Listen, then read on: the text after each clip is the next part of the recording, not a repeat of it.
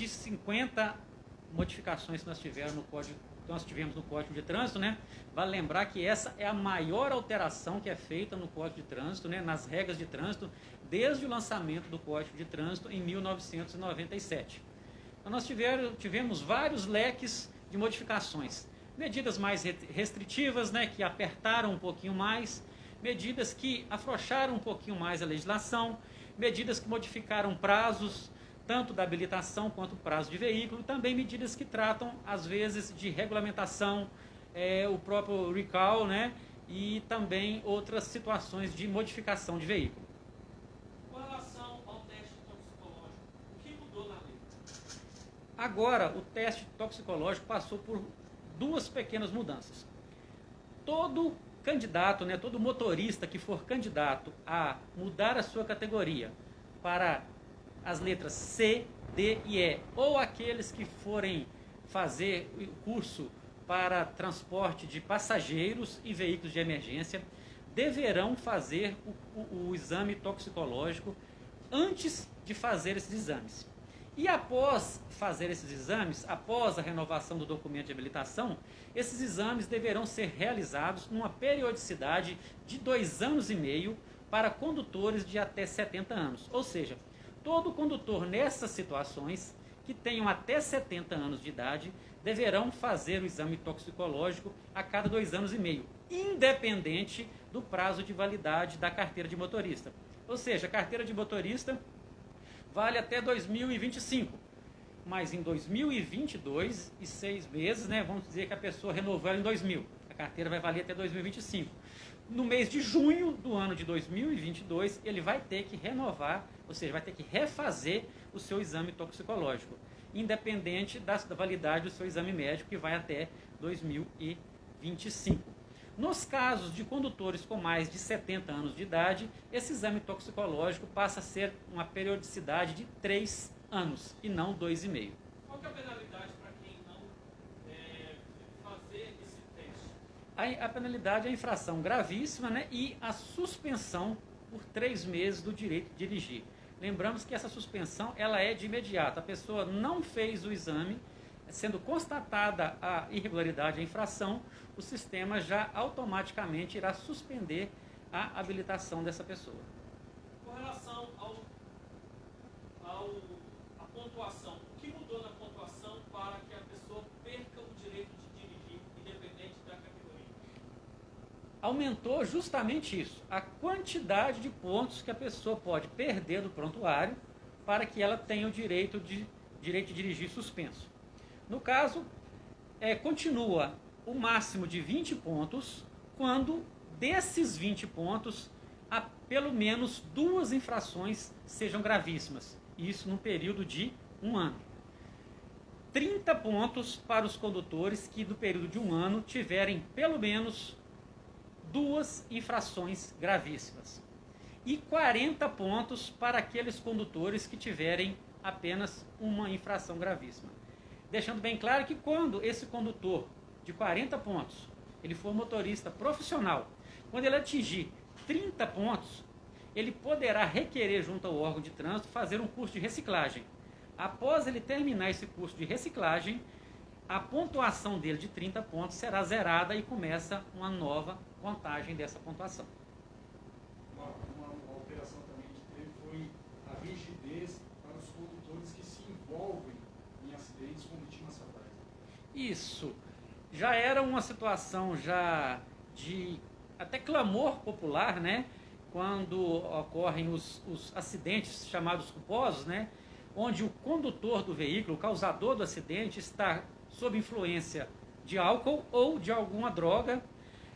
Antes dessa nova lei que entra em vigor hoje, né, dia 12 de abril, o condutor poderia transformar a pena dele em uma pena alternativa, ou seja, ele poderia fazer uma prestação de serviços a um asilo, a uma instituição, né?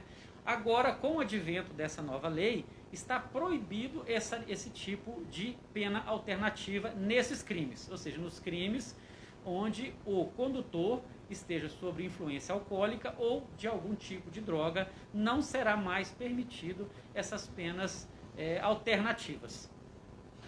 Com relação ao transporte de crianças Antes da nova lei, era permitido o transporte em motos de crianças com idade superior a 7 anos de idade. Com a nova lei, apenas crianças com mais de 10 anos de idade poderão andar nas motocicletas, nas garupas, né?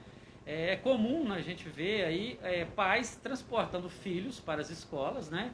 Crianças de 3, 4, né, anos. Ou seja, tudo isso é proibido. Apenas crianças com idade superior a 10 anos podem andar nas garupas da moto.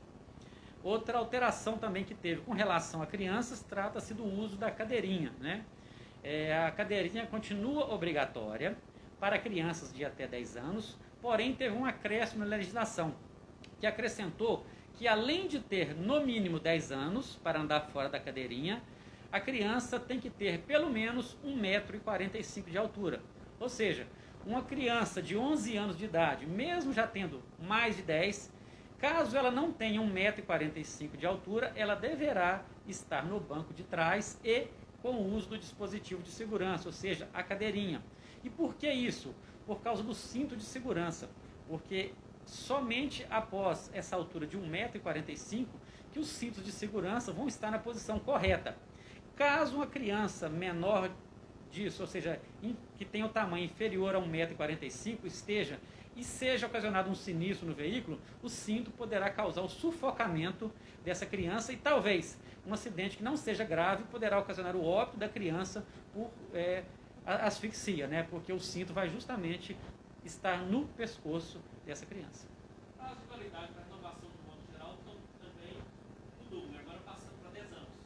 Isto. O prazo para a renovação do exame médico, ou seja, o prazo de validade das carteiras de motorista, ele foi diversificado e ampliado.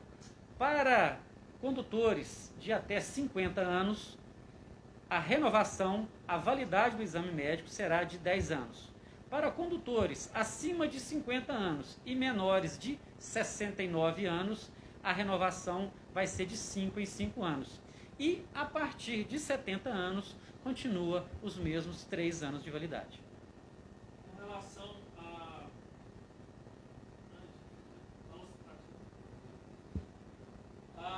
também o acesso da fiscalização, quando tiver acesso no sistema, não precisa mais portar a carteira de habilitação, tanto física quanto digital.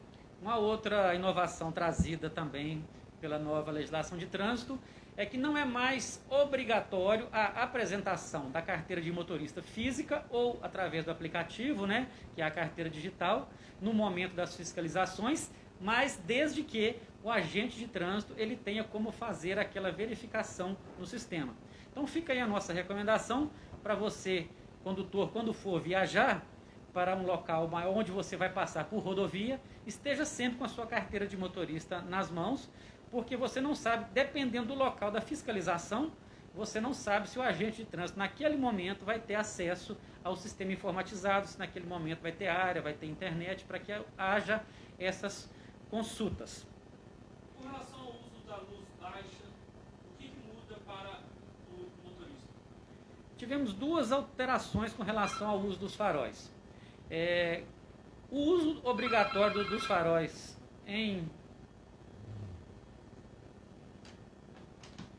O uso obrigatório da luz dos faróis em luz baixa, ele será obrigatório apenas para os veículos em rodovias de pista simples. E com relação aos motociclistas, a infração que era antes gravíssima, de o motoqueiro ou o motociclista andar com o farol desligado, ela passou agora a ser média, diminuiu de 7 pontos para 4 pontos. Outras modificações também no Código de Trânsito foram com relação aos prazos. Prazo para identificar o real infrator da infração, ou seja, a pessoa que realmente cometeu a infração na condução do veículo. Antes era 15 dias, passou para 30 dias. O prazo para defesa prévia, antes era 15 dias, passou para 30 dias. O prazo para transferência de veículos, agora é de 60 dias a partir da data do recibo. O prazo para que o órgão de trânsito emita a penalidade de multa, Antes não tinha um prazo, agora foi colocado o prazo de 180 dias e caso o condutor ele recorra da multa, esse prazo passa a ser de 360 dias. Ou seja, vai acabar aquela situação de o condutor do veículo ser multado e 2, 3 anos depois aquela multa chegar na residência dele. Às vezes ele até já vendeu o veículo e a multa chega para o proprietário posterior. Fechamos?